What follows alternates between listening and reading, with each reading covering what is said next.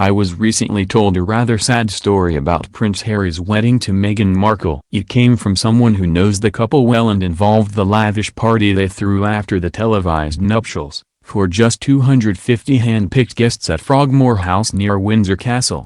3 of Harry's closest male friends weren't invited. These guys aren't just casual mates, they go back a very long way with him. The lack of invitation was apparently wounding enough to them. But their dismay at the snub was somewhat exacerbated when they saw who had got the Willy Wonka lucky tickets instead, a load of celebrities like the Beckhams, Elton John, James Corden, Idris Elba, Serena Williams, Priyanka Chopra, and George and Amal Clooney. "We've been ditched for people more famous than us," they observed, ruefully. This was a sentiment shared by Meghan's entire family, none of whom, with the exception of her parents, was invited to either the wedding or the party. In the end, Meghan's father Thomas didn't make the trip for health reasons after being caught posing for paparazzi pictures, meaning her mother Doria Ragland was the only member of her family in a huge guest list of 600 people. The Markle seats and church were taken by stars like Oprah Winfrey, a somewhat mystifying spectacle for anyone who believes weddings are supposed to be about family. I wasn't entirely surprised though, given my own bizarre ghosting experience with Ms. Markle that suggested to me she's a ruthless social climber.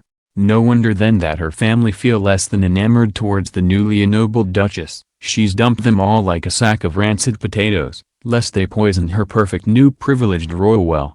I thought of this today when I read George Clooney's impassioned defense of Meghan over recent negative headlines. He attacked the media. "They're just chasing Meghan Markle, she's being pursued and vilified." Then he directly compared her to Harry's mother, Princess Diana. "She is being pursued and hunted and chased in the same way that Diana was, and it's history repeating itself." He ended with a chilling warning. And we've seen how that ends. I can't tell you how frustrating it is to see that. There is a certain irony in Clooney saying all this just days after Meghan directed 5 of her best friends to speak to People magazine and knife her poor father in the back. Just as there was when Diana harangued the media for intrusion, but would repeatedly collude with newspaper journalists. I know.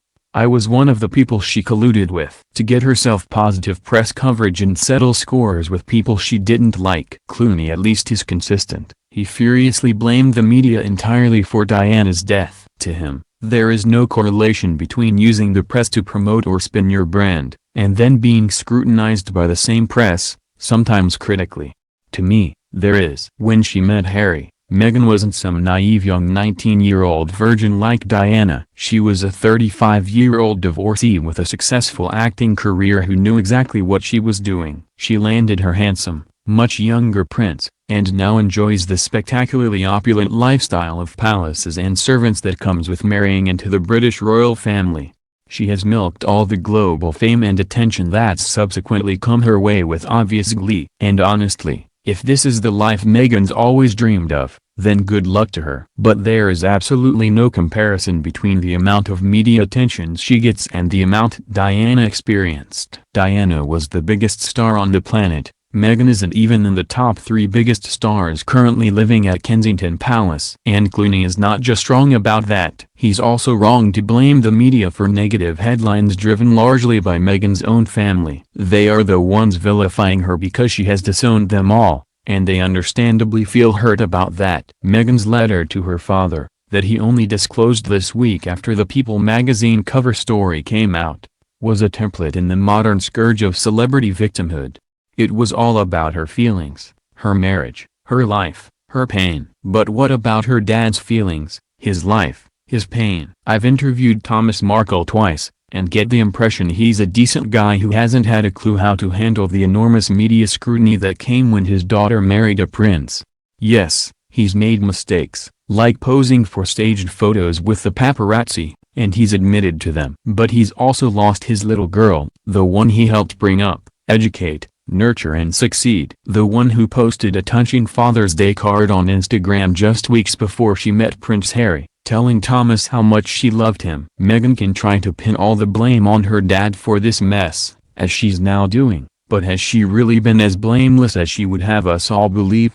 It's staggering to me that Harry still hasn't met the man whose daughter he married. It's staggering to me that neither Meghan nor Harry has bothered to go see Thomas, even after he suffered a heart attack. It's staggering to me that Meghan thinks the way to resolve this bitter dispute is to unleash her friends to attack her dad in People magazine.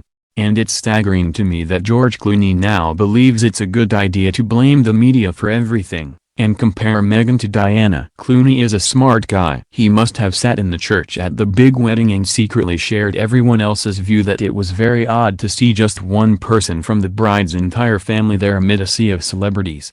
The problem here isn't the media, which has largely given Meghan a very positive ride. The problem is Meghan's incredibly toxic relationship with her family that shows no sign of abating and in fact, gets worse by the day. A real friend would tell her to get on a plane with her husband, and make peace with her ailing, flailing father, before it's too late. But is George Clooney a real friend, or just another famous person Meghan's latched onto at the expense of those who until recently, she professed to care about most?